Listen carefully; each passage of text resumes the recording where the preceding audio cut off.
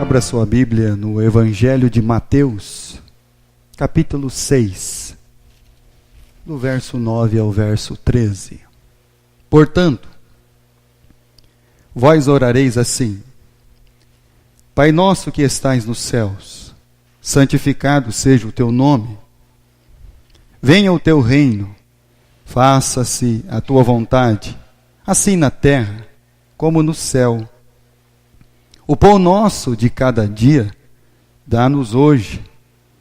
Perdoa-nos as nossas dívidas, assim como nós temos perdoado aos nossos devedores.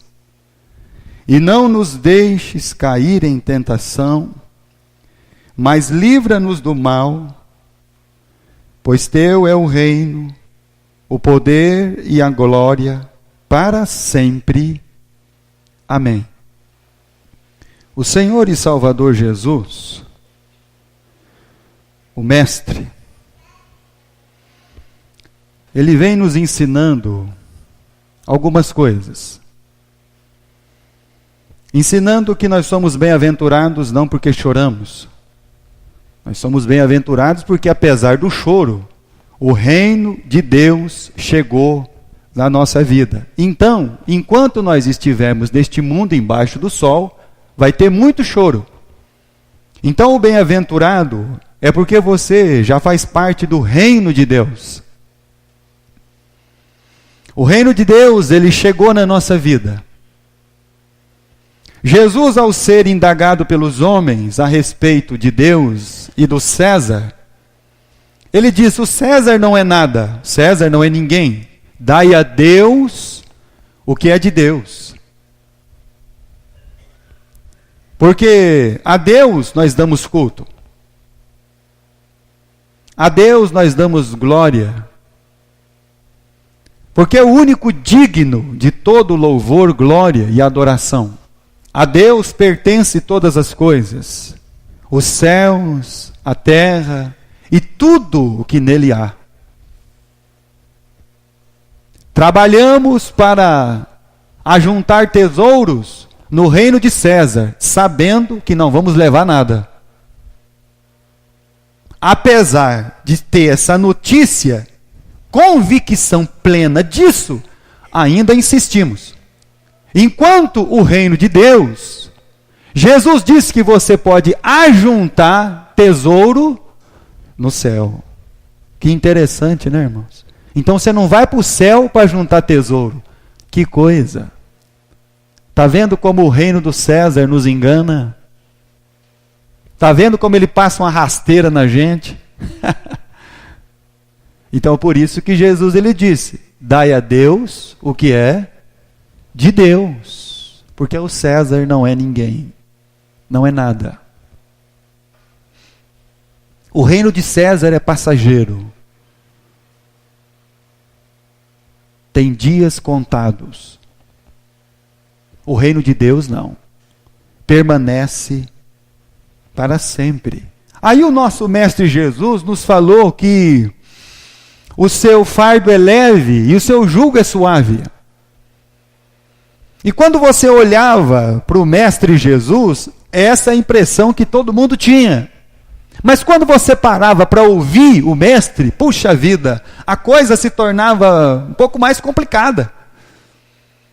Porque esse reino de Deus, o Mestre Jesus, o Salvador, ele não veio mudar a nossa aparência.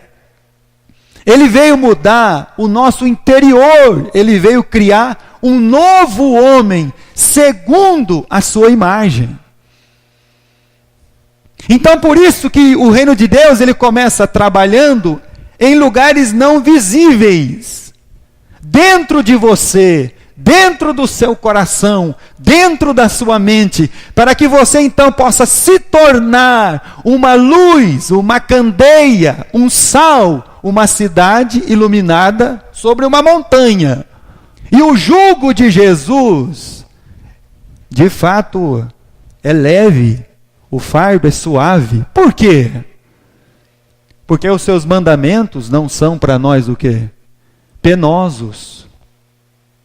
Não é pesado ouvir a Deus. Não é pesado obedecer a Deus.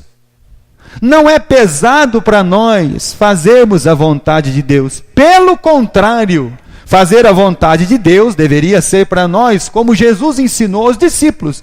Mestre, o senhor não vai comer? Eu tenho uma comida. Será que trouxeram comida para o mestre? A minha comida é fazer a vontade daquele que me enviou.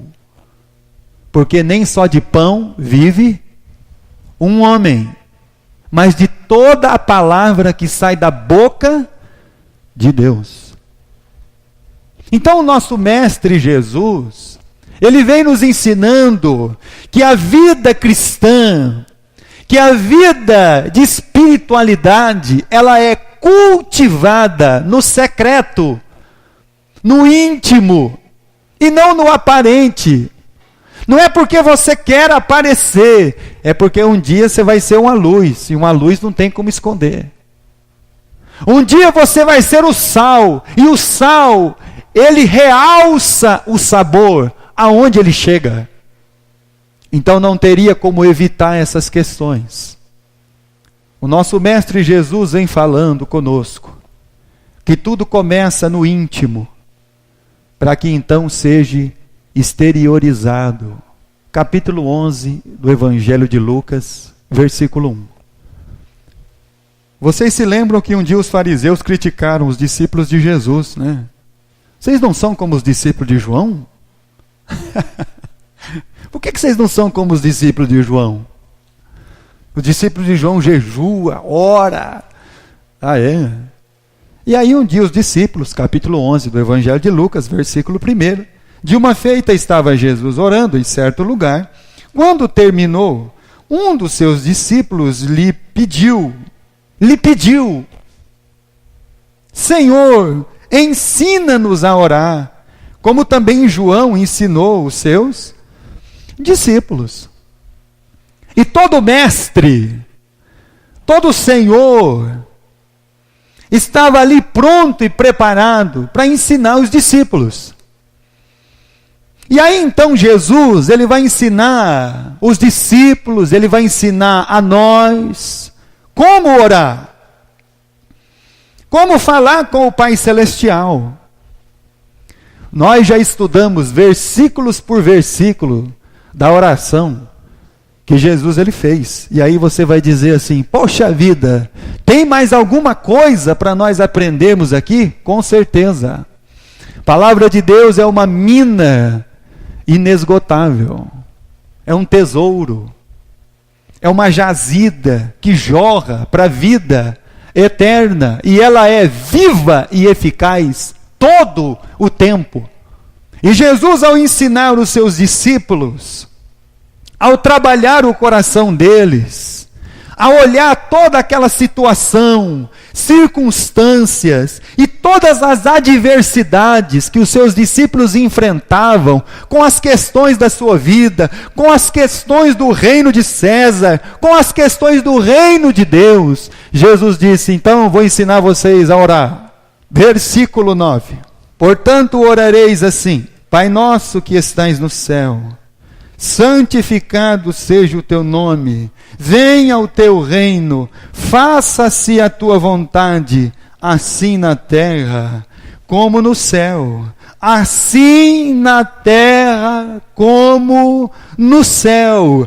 A primeira questão que Jesus vai tratar ali na sua oração com os discípulos é porque os discípulos tinham uma angústia de falar com o Pai, porque eles ouviram: pedir e dar-se-vos-á. Batei e abrir-se-vos-á. Buscai e achareis. Então nós vamos falar com o Pai. Nós queremos falar com o Pai para saber do Pai. Por que que a minha vida está desse jeito? Por que que a minha vida está andando nesse rumo? Por que que as coisas parecem que não estão dando certo? Por que que eu estou assim? Por que que eu estou enfermo? Por que que isso está acontecendo com meu filho, com a minha filha, com a minha família, com o meu emprego? O que está acontecendo comigo? Então eu preciso falar com o Pai. E aí Jesus ele vai falar com os seus discípulos, ensinando eles a orar. Vocês precisam entender uma coisa bem simples. No céu tem um padrão, vontade de Deus. Na terra, no reino de César, tem um outro padrão.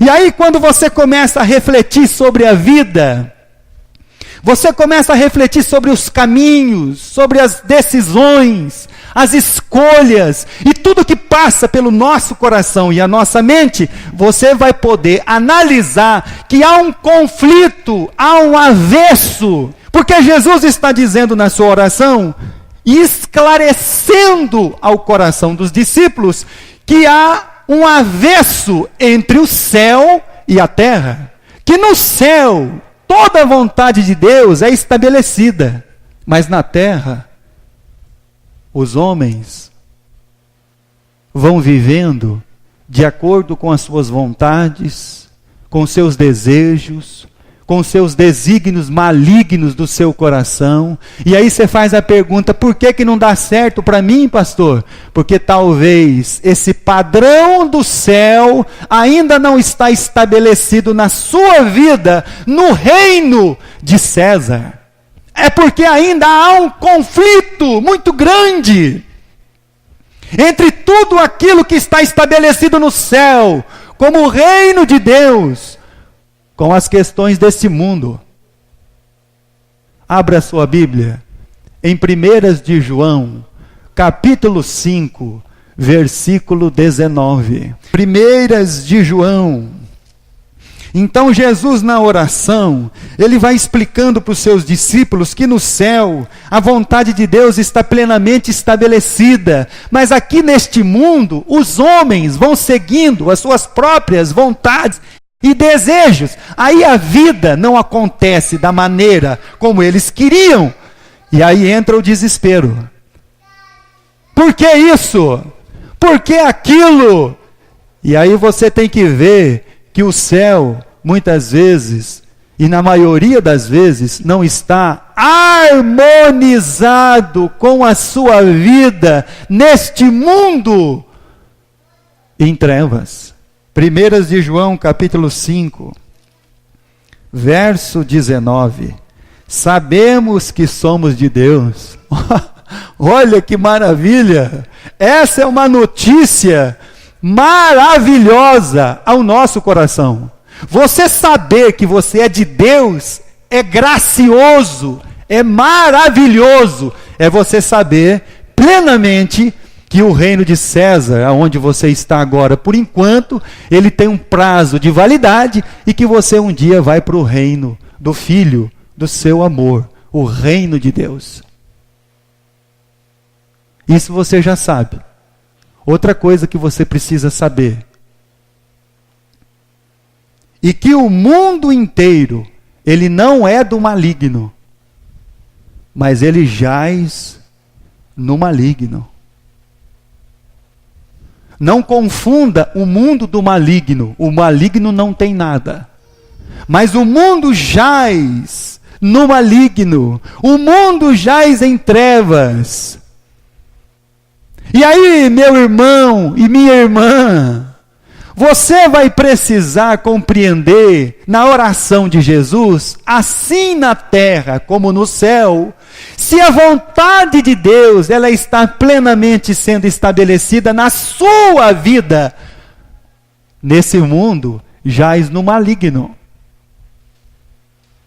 Ou se você está correndo como os malignos deste mundo. Ou se você está vivendo segundo as regras do maligno deste mundo.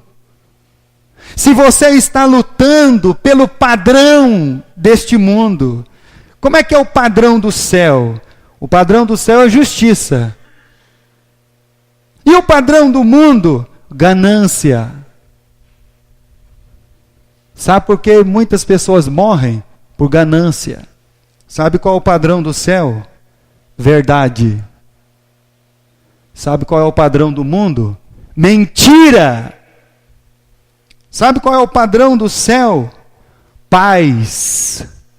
Sabe qual é o padrão deste mundo? Guerra. Aí eu pergunto para você, Como é que está a sua vida? Ela está sendo regida pelos padrões do céu ou pelos padrões deste mundo? Você é um filho de Deus num mundo jaz no maligno, ou você ainda é um filho de Deus que sabe que é um filho de Deus, mas que ainda está vivendo sob padrões do maligno? A sua fala é ainda como a deles. A sua mente é ainda como a deles. O seu coração enganoso é facilmente levado como o deles. Então tem muita gente que diz assim: por que Deus fez isso? Deus fez o quê? Deus mandou a pessoa construir casa em morro? Não. Porque chove, morro desliza, casa cai. Jesus mandou construir casa onde? Sobre um firme fundamento. Aí a pessoa fala assim: por que Deus deixou fazer isso? Não, Deus não deixou nada. Deus não mandou ninguém fazer isso. Eu estava vendo uma reportagem esses dias. A barragem ali no Seu Sebastião, no açougue, 200 metros, um bairro. Isso é uma tragédia anunciada, irmãos. Um bairro, milhares de pessoas. Aí acontece alguma coisa, a pessoa fala assim: por que Deus deixou? A pergunta é: alguém perguntou para Deus fazer alguma coisa lá? Então está vendo quando a coisa não dá, não engrena? E aí você fala assim: por que não engrena? É porque não está alinhado com o reino dos céus. Por que a minha vida está desse jeito? É porque eu ainda estou vivendo sob os padrões desse mundo.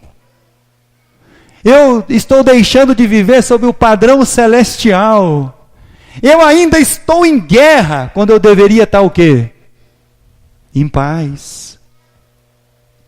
E Jesus está dizendo, irmão, na oração: assim na terra como no céu. A pergunta para nós, como os filhos de Deus, é qual é o padrão aonde nós estamos nos encaixando nessa questão. E aí você vai perceber uma coisa, meu irmão, minha irmã, que tudo que se faz fora do padrão divino não dá certo. Não funciona. Por quê? Porque o mundo jaz no maligno. Então tem muitas mães perdendo seus filhos.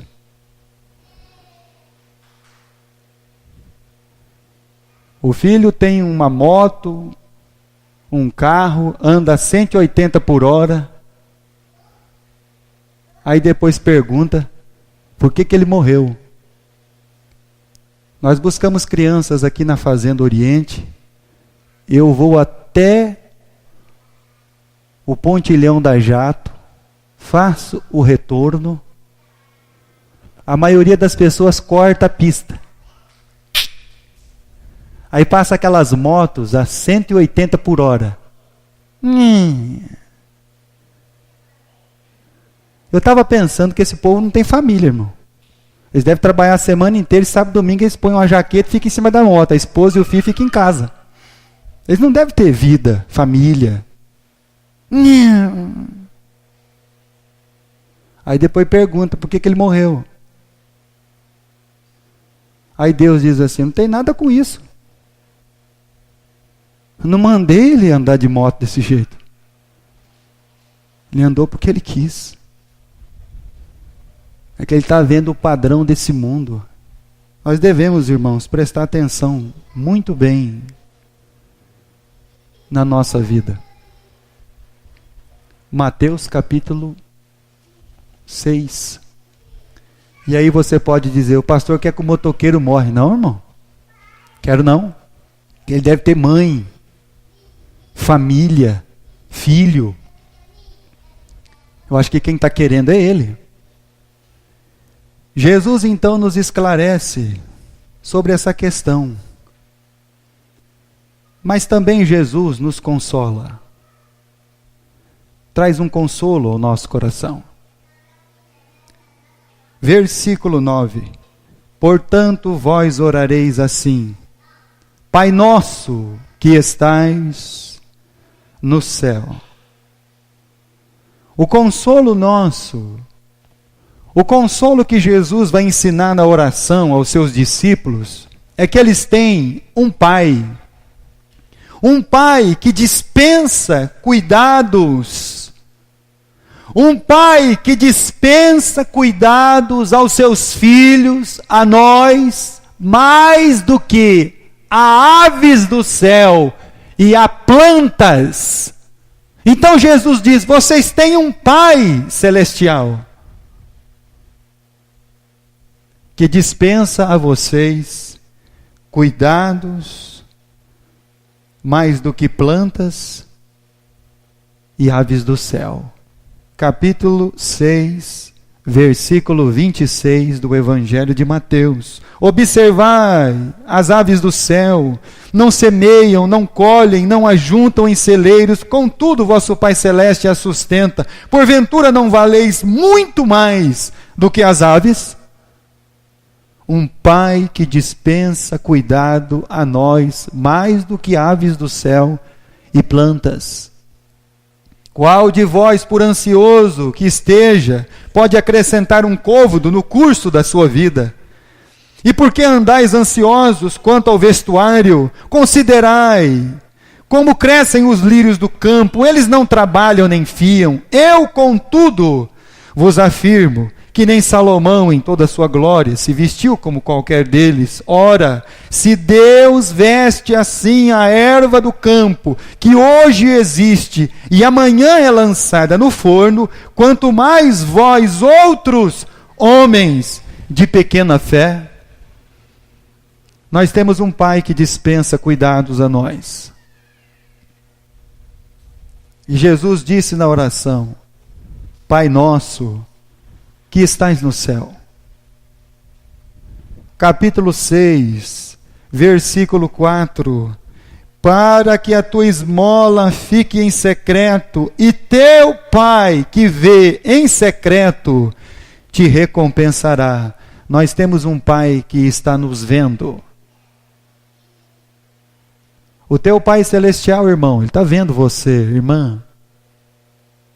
Está me vendo.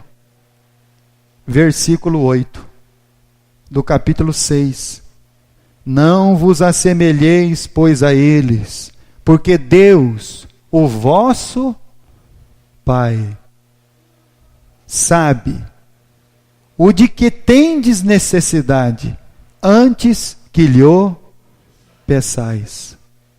Você tem um Pai, meu irmão, minha irmã, nós temos um Pai que conhece as nossas necessidades.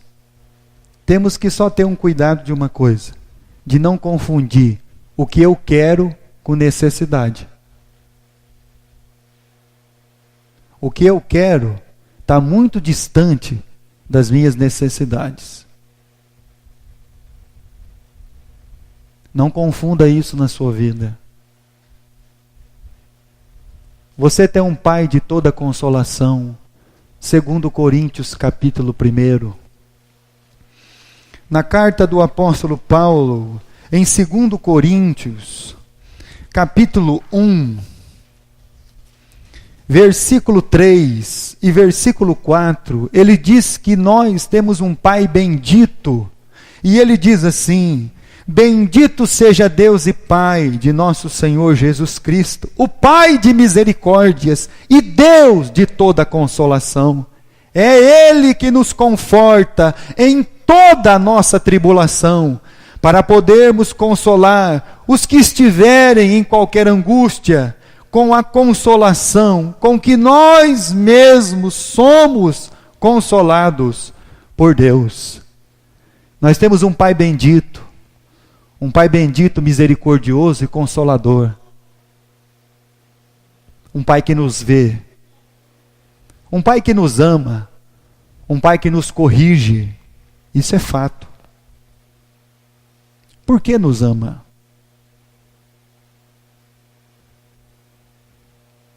Pai nosso que estais nos céus.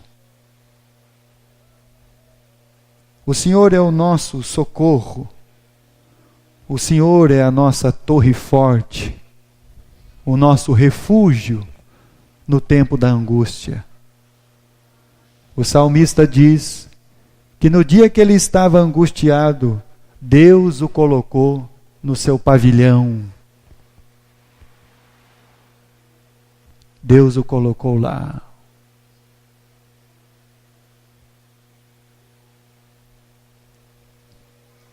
Capítulo 6 do Evangelho de Mateus. Nossa vida alinhada com os padrões do céu com a terra. O Pai Celestial que nós temos, o Consolador e Misericordioso. E nós temos também, irmãos, um desafio como filhos de Deus. Portanto, vós orareis assim: Pai nosso que estais no céu, santificado seja o teu nome, venha o teu reino, faça-se a tua vontade.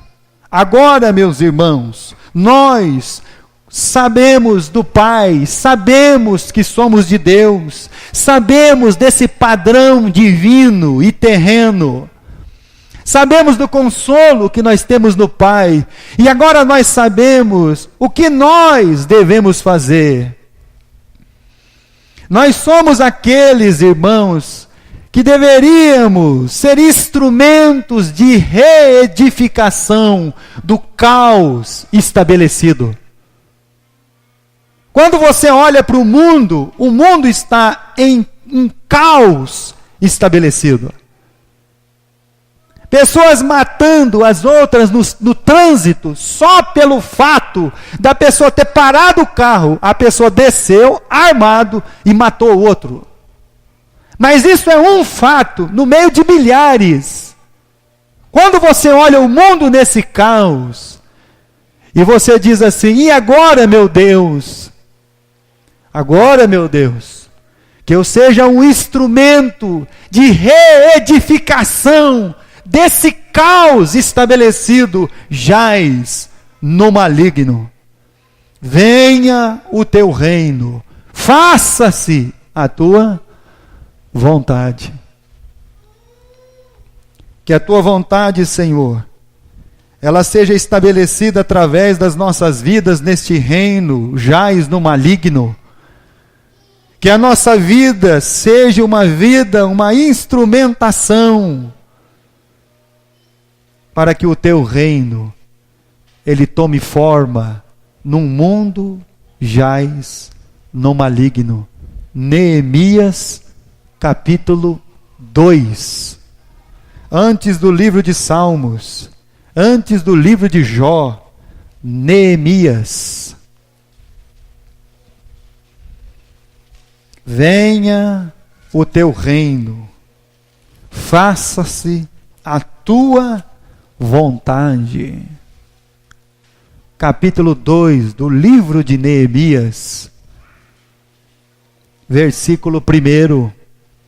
No mês de Nissan, no ano 20º do rei Artaxerxes, uma vez posto o vinho diante dele, eu tomei para oferecer e lhe o dei. Ora, eu nunca antes estivera triste diante dele. O rei me disse: por que está triste o teu rosto? Se não estás doente, tem de ser tristeza do coração. Então temi sobremaneira. E lhe respondi: viva o rei para sempre. Como não estaria triste o rosto, se a cidade aonde estão os sepulcros de meus pais está assolada, e tem as portas consumidas pelo fogo? Disse-me o rei: que me pedes agora? Então, versículo 4. Então orei ao Deus dos céus, e disse ao rei: se é do agrado do rei, e se o teu servo acha mercê à tua presença, peço-te que me envies ajudar a cidade dos sepulcros de meus pais, para que eu a reedifique, um instrumento de Deus na reconstrução de um mundo jaz no maligno. Então o rei, estando a rainha assentada junto dele, me disse: quanto durará a tua ausência? Quando voltarás? Aprove ao rei enviar-me. Marquei certo prazo. E ainda disse ao rei: se ao rei parece bem, dai-se-me cartas para os governadores da além do Eufrates, para que me permitam passar e entrar em Judá, como também carta para Asaf, guarda das matas do rei, para que me dê madeira para as vigas das portas da cidadela do templo, para os muros da cidade, para a casa em que deverei alojar-me. E o rei mas deu, porque a boa mão do meu Deus era comigo. Instrumentos de reedificação de um mundo no caos. Venha o teu reino, faça-se a tua vontade. Jesus, ao olhar para os seus discípulos, ele disse: eu sou a luz do mundo. Quem está em mim não anda em trevas, porque terá a luz da vida. Quem está em mim não anda em trevas, porque terá a luz da vida. Que Deus nos abençoe. Que Deus nos dê a sua graça de ouvir a sua palavra, nos alinhar com o reino dos céus. Tesouro nos céus. De César não vamos levar nada, porque até o pó nós vamos deixar aqui. Alinhe a sua vida com o reino de Deus. Você tem um Pai celestial, um consolador e misericordioso. E você tem um desafio como filho de Deus: ser um reedificador do caos. Famílias destruídas, irmãos perdidos, vizinhos sem Cristo, colegas de trabalho sem Jesus. Você pode ser um reedificador do caos. Que Deus nos abençoe. Ilumine o nosso entendimento e a nossa vida.